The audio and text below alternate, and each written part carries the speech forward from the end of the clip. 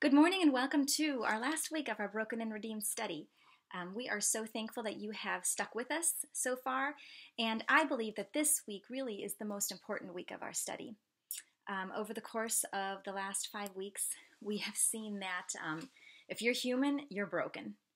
The result of sin is brokenness. It's something that we can't escape, and it's manifested in every single person.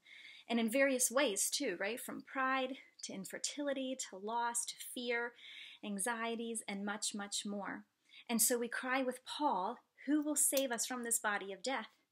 And the answer is Jesus, right? He is the beautiful answer to all of the ruin and the fragmented pieces of our lives. But the only way he could heal us was by becoming broken for us. Our verses are well-known verses, and it shows how the great length that Jesus went through in order to become our salvation and our healer.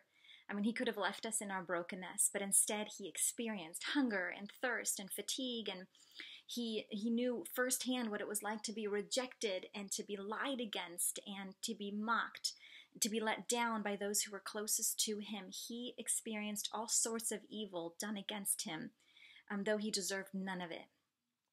Ultimately, he died for our sins. And this is where our verses come in. We learn two things in particular. We learn that through his punishment we receive peace, because before our salvation, there was no peace between us and God. We had condemnation that was just condemnation against us. We are the ones who sinned.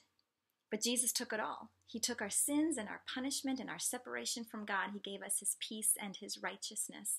And so now we can draw near to God, and we can be confident in his love, and we have divine help at all times. And no matter what we're going through now, we have the promise of a glorious future. We also learn that by his wounds we are healed. Right? He brought us life.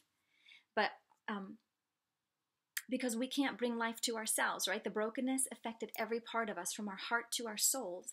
I mean, if you know yourself at all, you know that you can't fix yourself.